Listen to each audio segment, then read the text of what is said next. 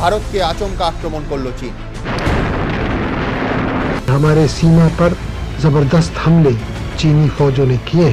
এই যুদ্ধ ছাড়া কি আর কোনো উপায় ছিল না? तयशुदा तौर पर वर्ल्ड वार हो सकता है। দিল্লির শীর্ষ নেতৃত্বে প্রায় সবারই কম বেশি চীনকে চিনতে ভুল হয়েছিল। मैकमोहन लाइन ही हमारी सीमा रेखा है, मैप हो या ना हो। হিন্দি চিনি ভাই ভাই, একটা সময় এই স্লোগানে কেঁপে উঠত আকাশ বাতাস। 1954 থেকে 1959 এই সময়ের মধ্যে দুতরফেই বন্ধুত্বের রোম্যান্স একেবারে চরমে উঠেছিল। কিন্তু তলে তলে ছবিটা যে অন্যরকম ছিল তার প্রমাণ পরে পাওয়া গেছে। 1959 থেকে 1962 সালের অক্টোবরের মধ্যে ধীরে ধীরে প্রকাশ্যে আসতে শুরু করে চীনের যুদ্ধংদেহী মনোভাব। চীন তখন বন্ধুত্বের খোলস ছেড়ে পুরো দস্তুর শত্রুর পোশাক গায়ে চাপিয়ে নিয়েছে। আজও চীনের সঙ্গে ভারতের টানাপোড়েনের অন্যতম প্রধান কেন্দ্রবিন্দু হল অরুণাচল প্রদেশ। তখন যাকে বলা হতো নেফা, অর্থাৎ north east frontier agency. Arunachal প্রদেশের সঙ্গে চীনের সীমান্তকে বলা হয় ম্যাকমোহন লাইন। 1914 সালে সিমলায় তিব্বত ও ব্রিটিশ শাসিত ভারত সরকারের মধ্যে এই চুক্তি স্বাক্ষরিত হয়। কিন্তু তিব্বত সার্বভৌম রাষ্ট্র ছিল না, এই অজুহাতে চীন এই চুক্তি আর ম্যাকমোহন লাইন দুটোই মানতে অস্বীকার করে। ম্যাকমোহন লাইন নিয়ে চীনের এই ঘোষিত কড়া অবস্থান জেনেও একেই নিজেদের সীমান্ত বলে ঘোষণা করে দেন প্রধানমন্ত্রী নেহেরু। তবে এর থেকেও বড় ঘটনা ঘটে তাওয়াংয়ে। 1951 সালের 12ই ফেব্রুয়ারি ভারতীয় প্রশাসন প্রথমবারের জন্য পা রাখে সেখানে। এর আগে তাওয়াং ছিল তিব্বতের অংশ। শোনা যায় ভারতীয় আধিকারিকরা সেখানে পা রাখা মাত্রই আন্তরিক অভ্যর্থনা জানিয়েছিলেন তাওয়াংবাসী। সীমান্ত নিয়ে বেইজিং কি ভাবছে তার বিন্দুমাত্র আভাস ছিল না কারো কাছে। এই পরিস্থিতিতে ভারত সরকার চীনে নিযুক্ত রাষ্ট্রদূত KM পানিক্করকে বলে পাঠায় চীনের প্রধানমন্ত্রী চৌ এনলাইয়ের সঙ্গে দেখা করতে। 1952 সালের ফেব্রুয়ারি মাসে দুজনের বৈঠক হয়। পানিক্করকে চৌ এনলাইয়ের কাছে পাঠানোর পেছনে দিল্লির মূল উদ্দেশ্য ছিল সীমান্ত নিয়ে চীন কি ভাবছে তার একটা আভাস পাওয়া এবং চীনের কাছে এই বার্তা পৌঁছে দেয়া যে তিব্বত নিয়ে সমঝোতার আগে সীমান্ত সমস্যার সম্পূর্ণ সমাধান করতে হবে। যদিও এই বৈঠকে কাজের কাজ কিছু হয়নি। অত্যন্ত কৌশলে সীমান্ত সমস্যার প্রসঙ্গটাই তোলেননি চীনা প্রধানমন্ত্রী চৌ এনলাই এবং তিনি কথা বলেন শুধুমাত্র ওই বাণিজ্য আর সাংস্কৃতিক মেলবন্ধন নিয়ে। ভাবুন, हमारी मुलाकातों में बाउंड्री से जुड़े सवाल पर कोई चर्चा नहीं हुई, राजनीतिक सवालों की तरफ इशारा भी नहीं हुआ। मुझे लगता है कि झौ एनलाई सीमा को लेकर भारत के पोजीशन को बखूबी जानते हैं और इस मसले पर उनकी चुप्पी का मतलब भारतीय पोजीशन को लेकर मौन सहमति ही हो सकती है। भारत चीन सीमा बिल्कुल तय है और उस पर कोई बातचीत की जरूरत नहीं है। ये हमारा अब तक का स्टैंड रहा है और इसे बदलने की जरूरत नहीं है।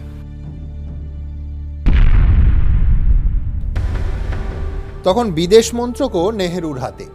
বিদেশ মন্ত্রকের বহু আধিকারিক নেহেরুর চীন নীতি নিয়ে বেজায় অখুশি ছিলেন। কেউ কেউ তো খোলাখুলি নিজেদের অসন্তোষ প্রকাশও করছিলেন।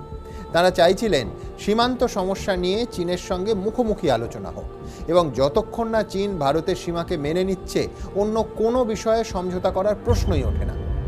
বিদেশ মন্ত্রকের এই আধিকারিকদের পরামর্শকে কার্যত উপেক্ষা করেই নেহেরু তার বিদেশ সচিবকে একটা নোট পাঠালেন। चीन के साथ सीमा से जुड़े सवाल उठाने का वक्त अभी नहीं है।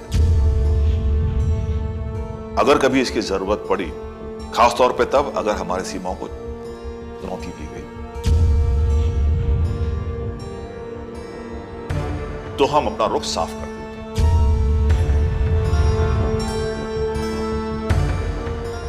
1954 সালের 29 এপ্রিল বেইজিংয়ে দু দেশের মধ্যে স্বাক্ষরিত হলো ঐতিহাসিক পঞ্চশীল চুক্তি।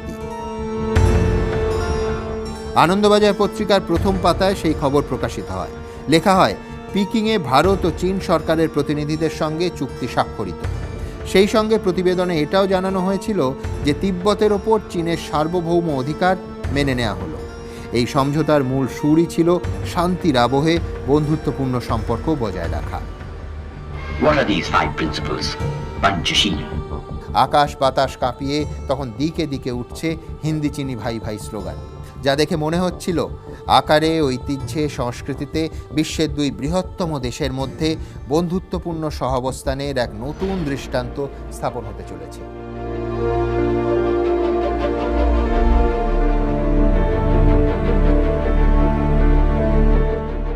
কিন্তু আসল বিষয় হলো এই হিন্দি চীনি ভাই ভাই স্লোগানের তলায় সেদিন বহু গুরুত্বপূর্ণ প্রশ্নই চাপা পড়ে গেছিল।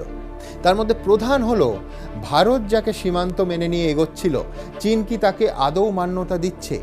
এ বিষয়ে বেইজিং সম্পূর্ণ নীরব থাকলেও এই পঞ্চশীল চুক্তিতেই ভারত প্রথমবার তিব্বতকে চীনের অংশ বলে মেনে নেয়। অর্থাৎ ভারত তাদের সার্বভৌমত্বের জন্য চীনের সঙ্গে লড়াই করবে বলে তিব্বতীদের মনে এতদিন যে গভীর বিশ্বাস ছিল তা পুরোপুরি ভেঙে গেল। চীনের তিব্বত দখলে সরাসরি শিলমোহর দিল নয়াদিল্লি।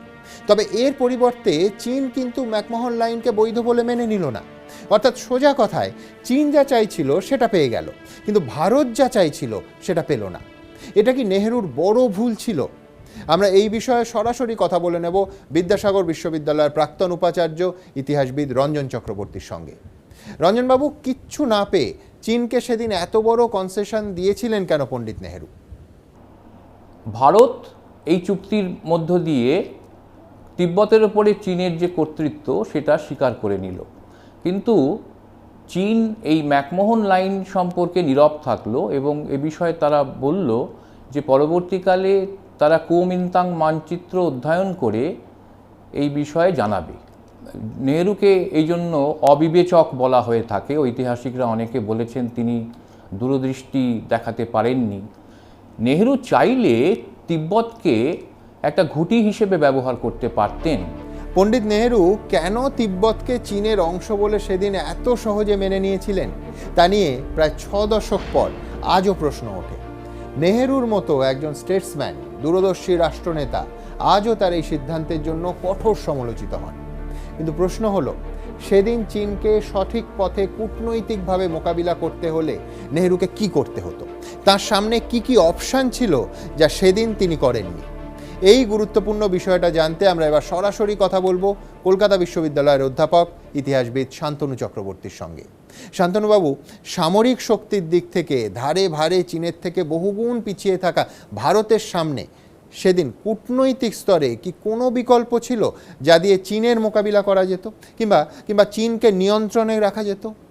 দালাই লামাকে কেন্দ্র করে তিব্বতীদের যে উন্মাদনা ছিল বা সমর্থন ছিল এবং সেটা ঠিকভাবে আরেকটু হয়তো বিশ্ব রাজনীতিতে সেটা প্রয়োগ করতে পারতেন। সাউথ ওয়েস্ট চায়নায় অধিকাংশ প্রচুর আদিবাসী নন হান পপুলেশন রয়েছিল এবং এদের চিন্তাধারা ইত্যাদি কিন্তু বেজিং সাংহাইয়ের থেকে অনেকটাই পৃথক ছিল। এইটা ভারতবর্ষ ব্যবহার করতে পারত। পঞ্চশীল সমঝোতার পর চীনের প্রধানমন্ত্রী চৌ এন-লাই ভারত সফরে আসেন। পণ্ডিত নেহেরুর সঙ্গে নানা বিষয়ে তার আলোচনা হয়, কিন্তু সীমান্ত সমস্যা নিয়ে কেউ রা কাড়েননি। এরপর নেহেরুও চীনে যান, তাকে উষ্ণ অভ্যর্থনা দেয়া হয়। মনে হচ্ছিল সবকিছুই যেন ঠিকঠাক আছে।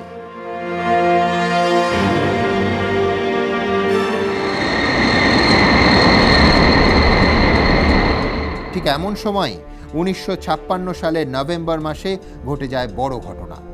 ঘটনাচক্রে চৌ এন-লাই তখন ভারত সফরে। তিব্বতের সর্বোচ্চ ধর্মগুরু দালাই লামাও তখন ভারতে। চীনের তিব্বত নীতি নিয়ে প্রবল দুশ্চিন্তায় ছিলেন তিনি।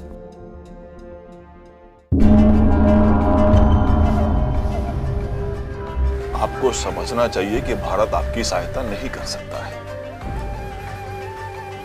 मैं भारत में ही शरण लेने का विचार कर रहा हूँ।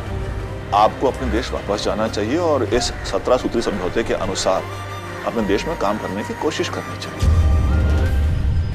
প্রধানমন্ত্রী নেহেরু সে সময় তরুণ দলাই লামাকে ভারতে আশ্রয় দিতে রাজি হননি। তাকে বুঝিয়ে সুঝিয়ে ফেরত পাঠিয়ে দেওয়া হয়। নেহেরু তিব্বত নিয়ে চীনের মাথা ব্যথার কারণ হতে চাননি। চীন কিন্তু নেহেরুর এই বন্ধুত্বপূর্ণ মনোভাবের যোগ্য মর্যাদা দেয়নি। উল্টে 1957 সালের সেপ্টেম্বর মাসে চীনের সরকারি সংবাদপত্র পিপলস ডেইলিতে একটা খবর প্রকাশিত হয়। তাতে বলা হয়, চীনের সিংকিয়াং থেকে তিব্বত পর্যন্ত সড়ক তৈরির কাজ শেষ। ভারতের কাছে এটা একটা বিরাট ধাক্কা ছিল। কারণ সিনকিয়াং থেকে তিব্বত পর্যন্ত সড়ক যায় আকসাই চীনের মধ্যে দিয়ে, আর এই এলাকা বরাবরই নিজেদের মনে করত ভারত। তাই আর চুপ করে বসে না থেকে আকসাই চীন নিয়ে বেজিংকে তাদের অবস্থান পরিষ্কার করতে বলে চৌ এংলাইকে সরাসরি একটা চিঠি লিখলেন পণ্ডিত নেহেরু। 1956 में हमारी मुलाकात हुई थी। तब आपने संकेत दिया था कि मैकमिहन लाइन ब्रिटिश साम्राज्यवाद से उपजी है। फिर भी भारत और चीन के बीच दोस्ताना रिश्तों को देखते हुए और तिब्बत के स्थानीय प्रशासन से सलाह मशवरा के बाद इसे मान्यता दे दो। हमारी अब तक यही सोच रही है कि भारत और चीन के बीच कोई सीमा विवाद नहीं है। अभी तक मेरी इस सोच को आप भी सही मानते रहे।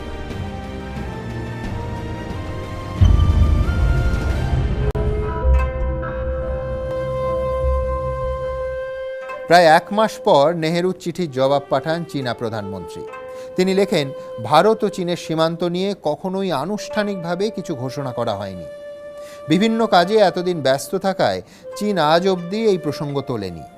তবে চীনের আসল মনোভাব প্রকাশ্যে আসার আগেই গল্প অন্যদিকে মোড় নেয়।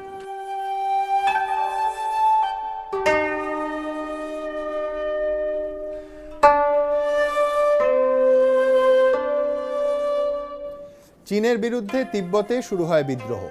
দলাই লামার আশঙ্কা ছিল চীনা ফৌজ যে কোনো মুহূর্তে তাকে গ্রেফতার করবে। এমনটা আঁচ করে তিব্বতে তার ঐতিহ্যবাহী পোটালা প্রাসাদ ছেড়ে রাতের অন্ধকারে লাল সেনার পোশাক পরে রাস্তায় নামেন দলাই লামা। 1959 সালের 30শে মার্চ আনন্দবাজার পত্রিকায় প্রকাশিত হয় এই খবর। শিরোনাম হয়েছিল, লাসা ত্যাগ করিয়া দলাই লামার পলায়ন।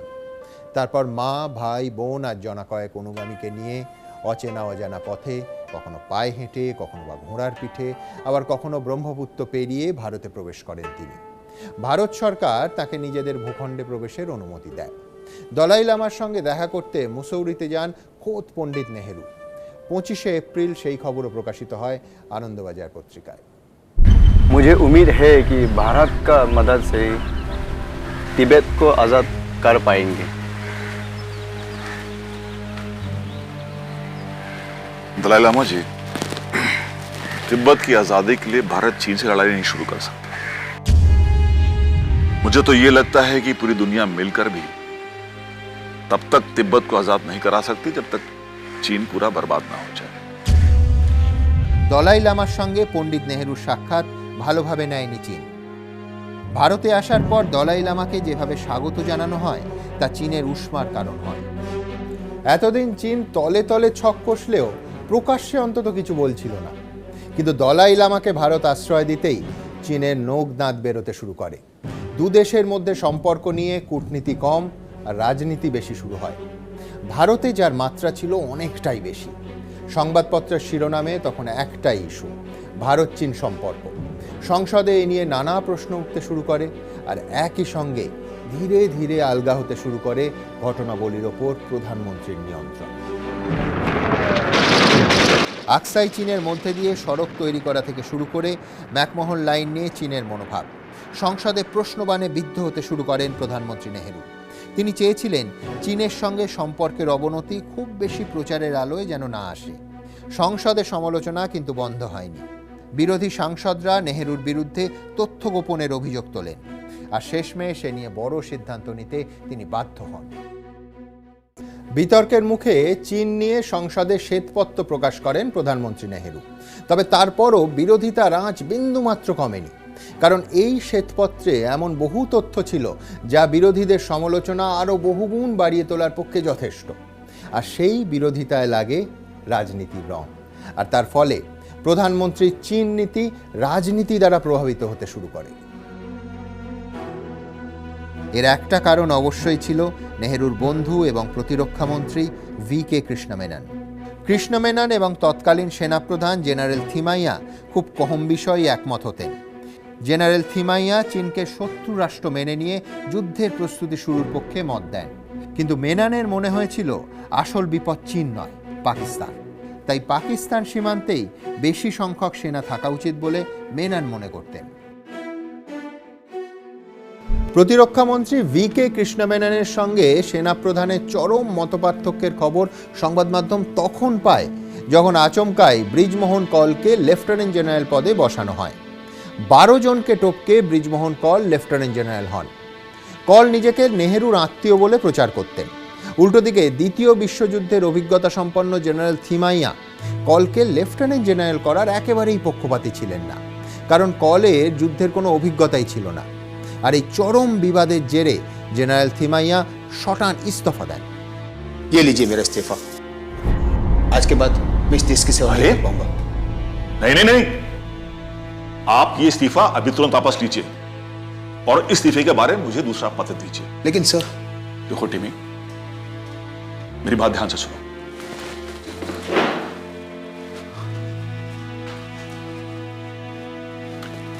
देखो टिमी, मैं आपसे कह रहा हूं कि ये इस्तीफा आप मेरे लिए वापस ले लें। और ये मैं एक प्रधानमंत्री के तौर पे नहीं कह रहा हूं, एक बुजुर्ग के नाते कह रहा हूं। इसे वापस लीजिए।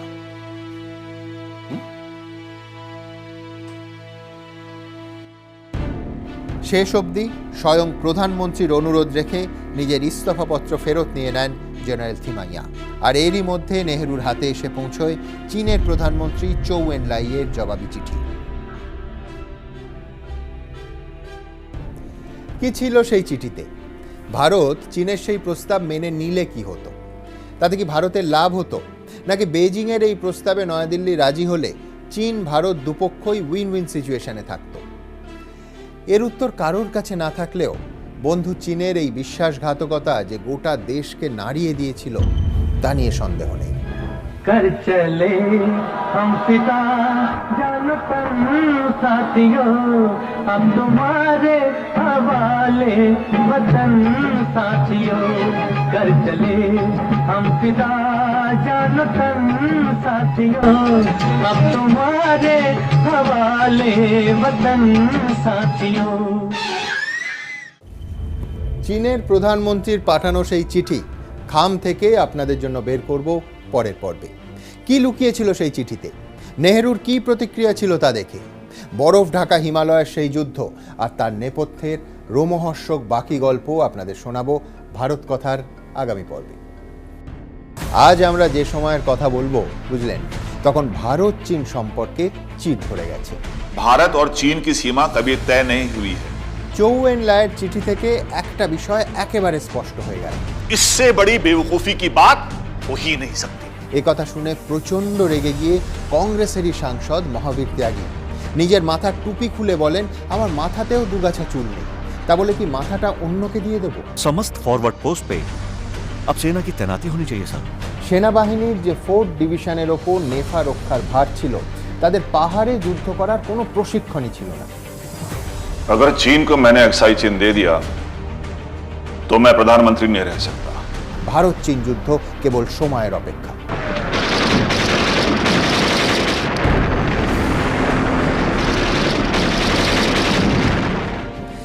আসলে চিরকাল মাথা উঁচু করে বাঁচা পণ্ডিত নেহেরু চীন যুদ্ধের ধাক্কায় মানসিকভাবে একেবারে ভেঙে চুরে গেছিলেন।